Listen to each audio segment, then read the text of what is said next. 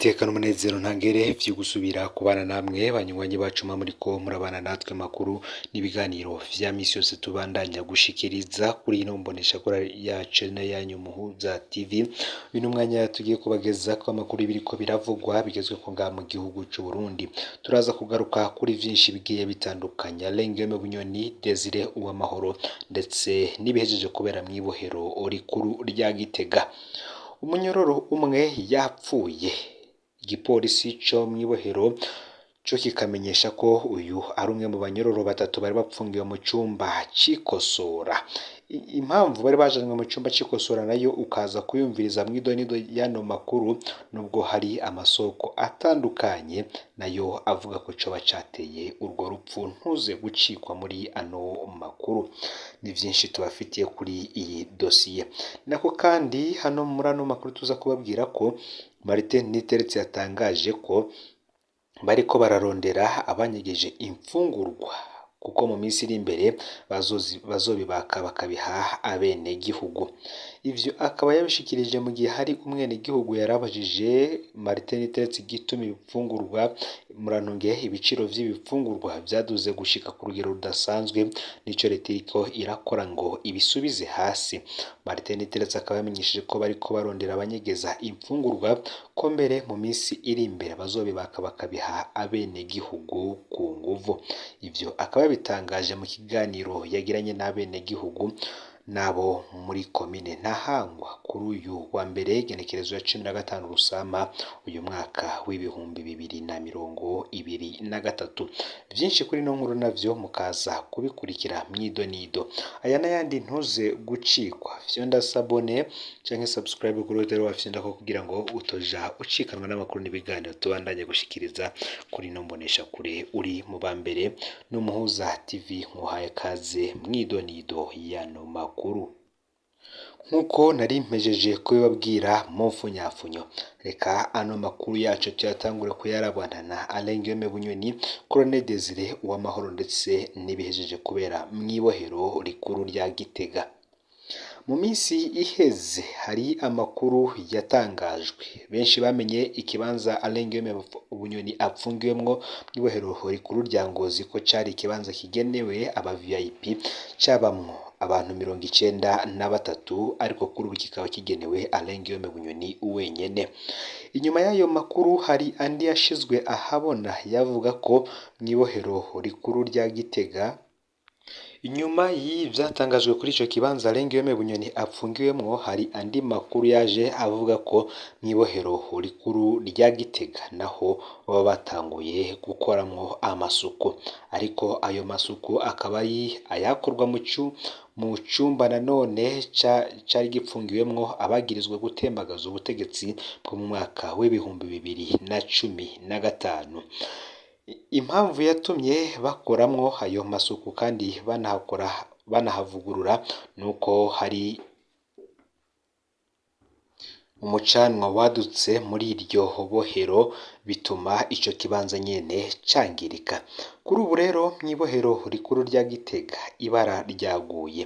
Umunyororo umwe yarapfuye mw'ijoro ry'uyu w'Imana, akaba hari kw'igenekerezo ya 14 Rusama ishira igenekerezo ya 15 Rusama uyu mwaka w'ibihumbi 2023.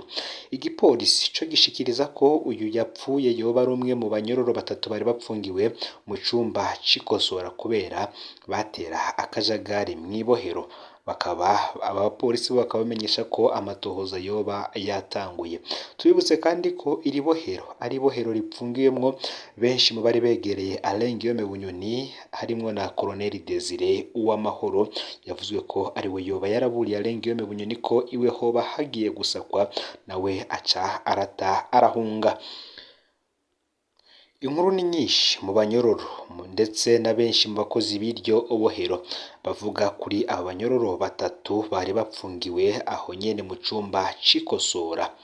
Abapolisi bacungera ibohero ndetse na benshi mu bajejwe amabanga akomeye muri iryo bohero bavuga ko aba banyororo batatu bari bapfungiwe muri ico cumba c'ikosora kubera batera akajagari mw'ibohero. Urupfu rw'uyu munyororo ngo rurava imvo yarwo nyamukuru ni inkoni no kuborezwa igufa vyoba vyarakorewe uyu munyororo, kuko ngo yarakubiswe kuko hari amakuru ngo yari afise bashaka kurondera. Kuri ubu muri abo bari bapfungiwe muri iki cumba c'ikosora hasigaye babiri, nabo turategereje kuraba inyuma y'uko amatohoza atanguye n'amakuru ariko ava muri bamwe mu bakozi b'iri bohero, vyinshi biza gushirwa ahabona turaza kubibabwira. Kandi nanone bikaba vyavugwa ko hari amakuru uyu yoba yakubiswe akabarizwa igufa yari afise ku mugambi ukomeye nawo tutari twamenya uwo ari we. Tubandaniza no makuru ku mushikiranganje mu vyajejwe harimo intwaro yo hagati mu gihugu, iterambere rusangi n'umutekano, Martin Niteretse yagize ati turiko turarondera abanyegeza imfungurwa, mu minsi iri imbere tuzobibaka tubihe abene gihugu. Mu gihe hari umwenegihugu yarabajije umushikiranganje Martin Niteretse igituma ibiciro vy'imfungurwa vyaduze gushika ku rugero rudasanzwe, ngo nico leta iriko irakora ngo ibisubize hasi. Martin Niteretse yamenyesheje ko bariko barondera abanyegeza imfungurwa, kuko mbere mu minsi iri imbere bazobibaka bakabiha abene gihugu ku nguvu. Nkuko nababwiye mu mfunyapfunyo, ivyo bivugiye mu kiganiro yagiranye n'abene gihugu nabo muri komine Ntahangwa kuri uyu wa mbere igenekerezo ya 15 Rusama uyu mwaka w'ibihumbi 2023. Martin Niteretse yavuze ko abantu mwenabo banyegeza umwimba aribo batuma ibiciro biduka, kuko atakindi baba bashaka gushika ko atari uguhungabanya ubutunzi bw'igihugu.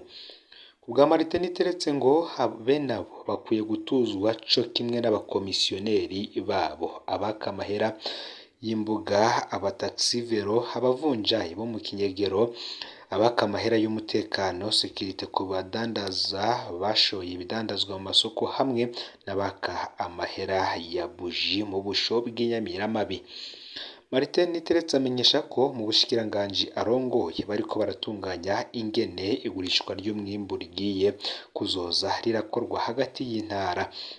Yamenyesheje kandi ko nk'umunyabujumbura yipfuza kurangura ibiharage mu Kirundo azokwandikirwa urupapuro n'umukuru w'igisagara ca Bujumbura rumuha uburenganzira bwo kuja kurangura mu yindi ntara, ku buryo umukuru w'igisagara abazi aho biriko biradandarizwa. Ivyo bikaba ari mu ntumbero yo kwirinda ko tutohava dusanga abo baja kurangura mu zindi ntara baca babizana bakabigurisha mu bindi bihugu, nariryaho ibiciro biri hejuru cane ugereranyije na hano iwacu, nk'uko bibandanye bivugwa n'umushikiranganje Martin Niteretse. Martin Niteretse akaba kandi yibukije ko uwarisha amahera yo kugura mu rwazo ko atazosarura. Agira ati uzokoresha inguvu agomba gusarura mu rwazo, nyene vyo yabirimye azoca ambwira. Kubwo mushikiranganje ngo umuntu wese akwiye kumenya ko azopfungura ari uko yabize icuya, nk'uko ihangiro ry'umukuru w'igihugu nyene cubahiro Evariste Ndayishimiye riri. Akabona ko rero nka hamwe izo ngingo zokomezwa zigashirwa mu ngiro mu bice vyose vy'igihugu, ibiciro vy'ibidandazwa vyokoroka gushika ku rugero rushimishije nk'uko bimaze iminsi ivyibonekeza. Nawe gira ico utereye muri komanteri kuri ibi vyoba vyatangajwe n'umushikiranganje Martin Niteretse, avuga ko bagiye kurondera abo badandaza bose bakomeye banyegeza imfungurwa, mu nyuma bakaba biteze kuduza ibiciro. Ibi akaba yavuze ko ico bitera ari ihungabanya ry'ubutunzi bw'igihugu. Kandi nanone hari ikibazo cibazwa na bamwe mu banyagihugu kuri ibi birabana n'umwimbu, cane cane hakaba yagarutse ku biharage. Benshi bibaza ingene usanga umuntu umwe mu ntara canke nko mu ntara zitatu ari we wenyene afise isoko ryo kudandaza no kurangura ivyo biharage canke se ibindi vyose biboneka mu mwimbu w'ivyo abenegihugu baba bimbuye. Ico naco Martin Niteretse ntigeze acishura ko inyishu yaco tegereje niba ari bugire ico ashikirije. Ndabukengurikiye rero we tubanye muri ano makuru yaragezweko muri kano kanya, cyo mwibutsa ufyonde sabone canke subscribe kuri Twitter wafyonda ko kugira ngo toja ucikanwa n'amakuru n'ibiganiro tubandanya gushikiriza uri mu bambere. Sangiza kandi ano makuru bagenzawe aho babaherereye hose kugira ngo batoja bacikanwa n'abiriko biravugwa bigizwe ko ngaha mu gihugu c'u Burundi, hanze y'imbibe z'igihugu c'u Burundi ndetse no mu makungu ya kure. No Muhuza TV, Imana ibahezagire.